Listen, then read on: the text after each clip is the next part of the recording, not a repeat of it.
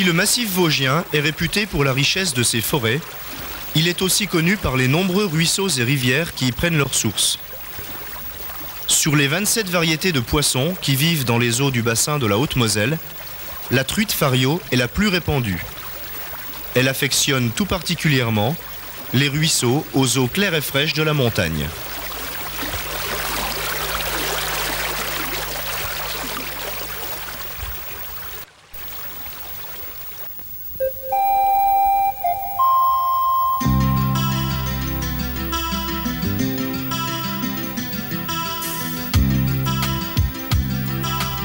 Au début du mois d'octobre, les truites fario commencent leur migration annuelle vers l'amont. Elles partent à la recherche d'endroits favorables à leur reproduction.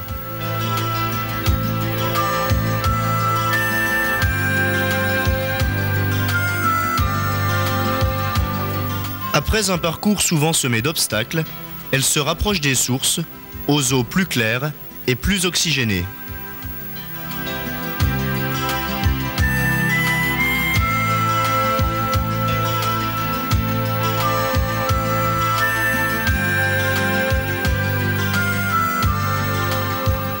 Leur progression est rendue plus difficile d'année en année. De nombreuses fermes, autrefois en exploitation, sont aujourd'hui abandonnées par les agriculteurs. Ces jardiniers de nos vallées ne sont plus là pour entretenir le paysage. Les truites ne retrouvent plus désormais, dans les ruisseaux et les rigoles laissés à l'abandon, leur milieu traditionnel de reproduction.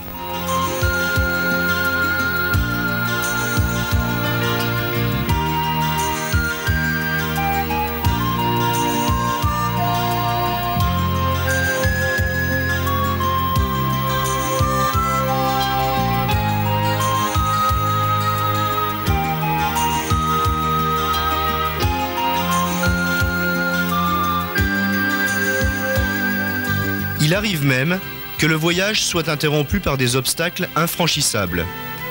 Pour les truites qui malgré tout arrivent à se reproduire, la nature peut encore réserver quelques mauvaises surprises. En hiver, une forte crue risque d'endommager le lit de la rivière, berceau d'une nouvelle génération de truitelles.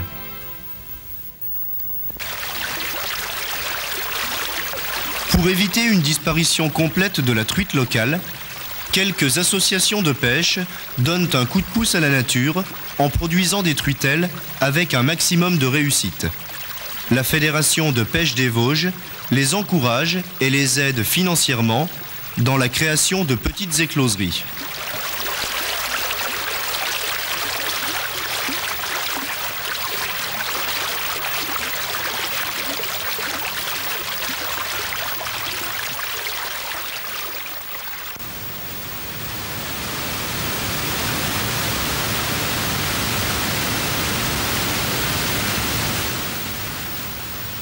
Ici, cette chute d'eau artificielle est infranchissable par les poissons.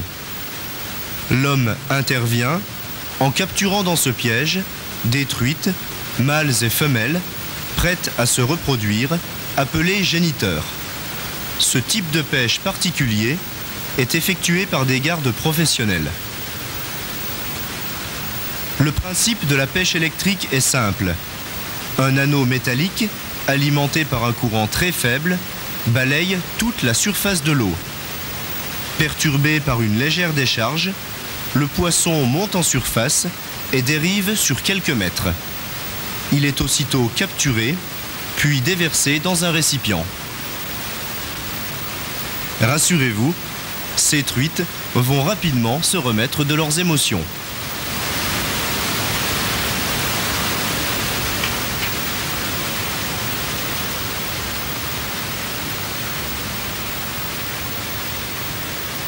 La femelle prête à pondre a un ventre plus arrondi. On distingue encore en bas à droite l'orifice de ponte. À gauche, le mâle présente une coloration plus sombre. En bas, on reconnaît le mâle à sa mâchoire inférieure légèrement relevée.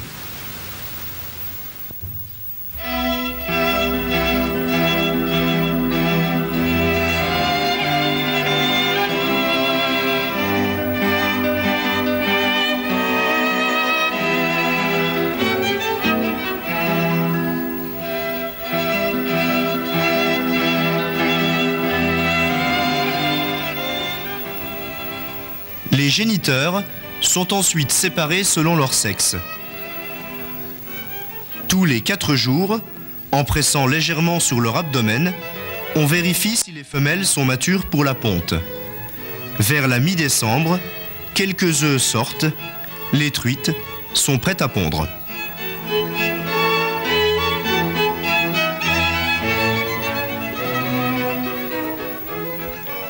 Pendant toute la durée de la fécondation, on note la température de l'air, de l'eau, ainsi que l'origine et l'état sanitaire des géniteurs. Les femelles sont mesurées et pesées, et tous ces renseignements sont communiqués à la Fédération de pêche des Vosges, qui contrôle toute l'opération. L'analyse des résultats permet également de mieux connaître les truites de nos rivières.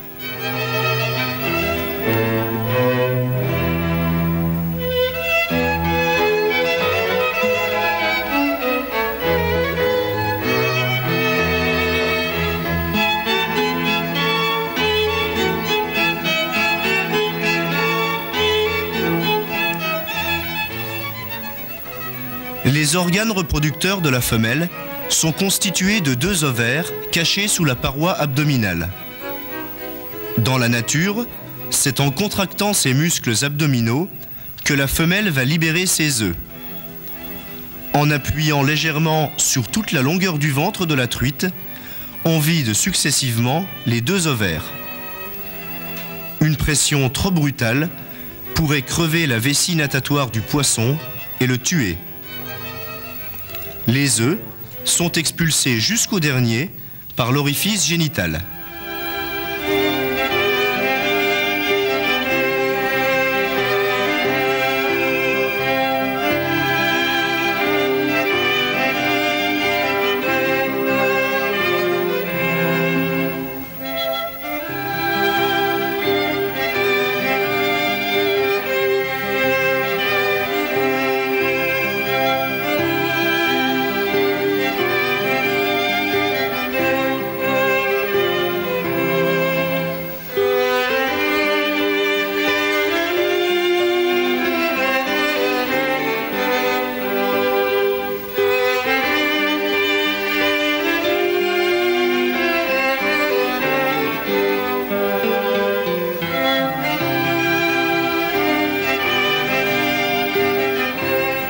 La femelle, vidée de tous ses œufs, est ensuite pesée.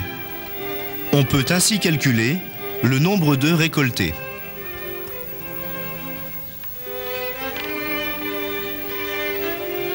Les organes reproducteurs du mâle sont constitués de 2 testicules qui contiennent la laitance. En appuyant sur le flanc, on libère cette laitance ou sperme sur les œufs.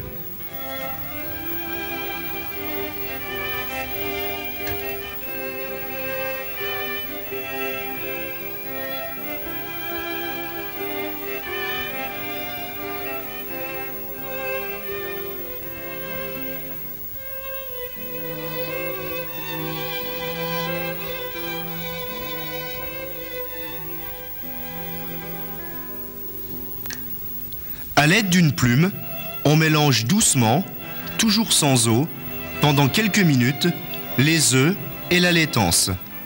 Tout en continuant le brassage, on ajoute un peu d'eau. Le sperme contient des milliers de spermatozoïdes qui s'activent alors au contact du liquide. Chaque œuf est percé d'une petite ouverture. Un spermatozoïde va pénétrer à l'intérieur de chaque œuf pour le féconder. La première cellule d'une nouvelle truite vient de se former. La vie est née.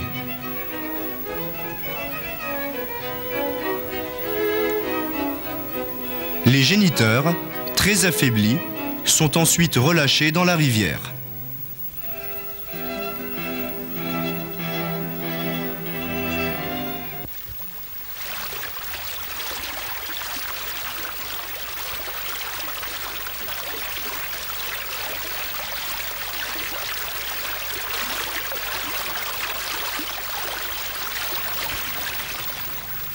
Les œufs fécondés sont déposés le plus rapidement possible dans les incubateurs de l'écloserie.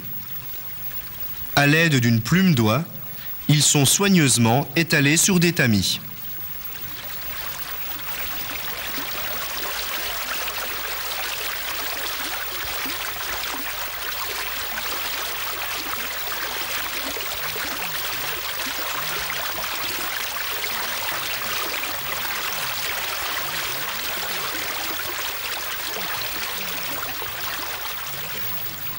L'eau, fraîche et riche en oxygène, arrive sous l'incubateur et s'évacue par le dessus, sur un côté.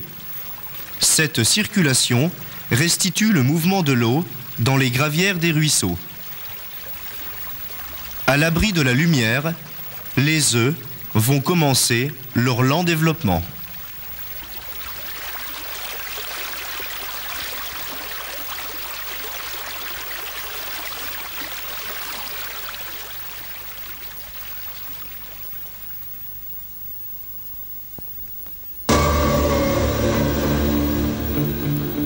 Au fil des jours, le germe se développe.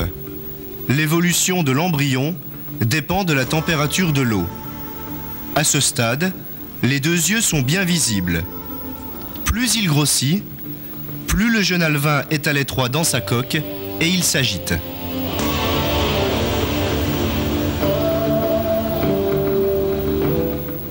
Par des mouvements de tête et de queue, il use les membranes de l'œuf qui finissent par lui laisser une ouverture. C'est l'éclosion. Il lui faut parfois plusieurs heures pour se libérer complètement. Nous sommes à la mi-février. 2 mois environ se sont écoulés depuis la fécondation.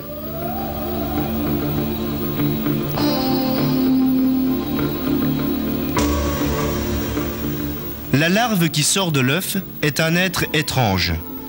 Sa transparence laisse voir le cœur et les vaisseaux sanguins.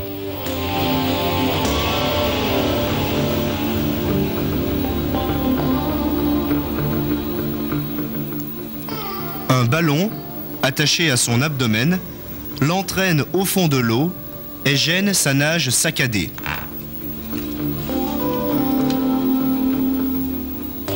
Pendant plusieurs semaines, l'alevin va vivre sur la provision de nourriture contenue dans cette boule appelée la vésicule. À mesure qu'elle diminue, les formes du poisson se modifient. Il devra bientôt se nourrir seul pour survivre et se développer.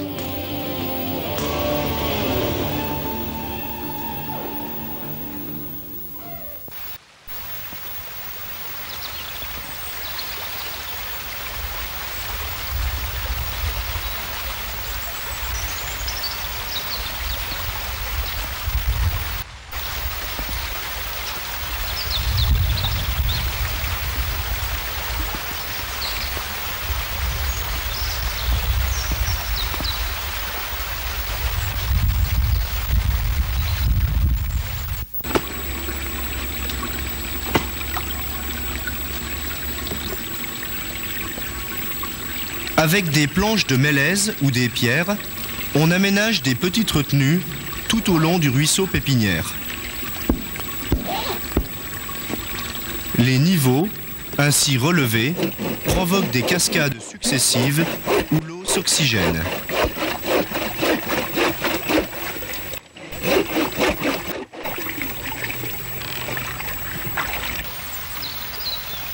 Des tuiles rondes, déposées sur le fond, procurent des abris aux jeunes alevins.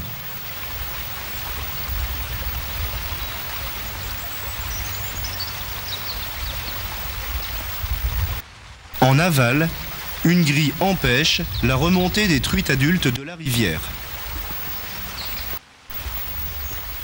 Quelques jours avant la disparition complète de la vésicule, environ 1 mois après l'éclosion, les jeunes alevins sont déversés dans ces ruisseaux pépinières.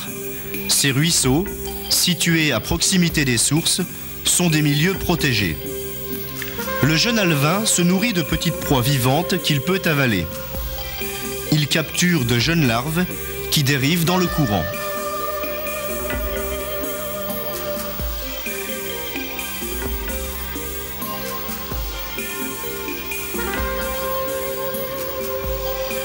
L'alevin ne manque pas d'ennemis.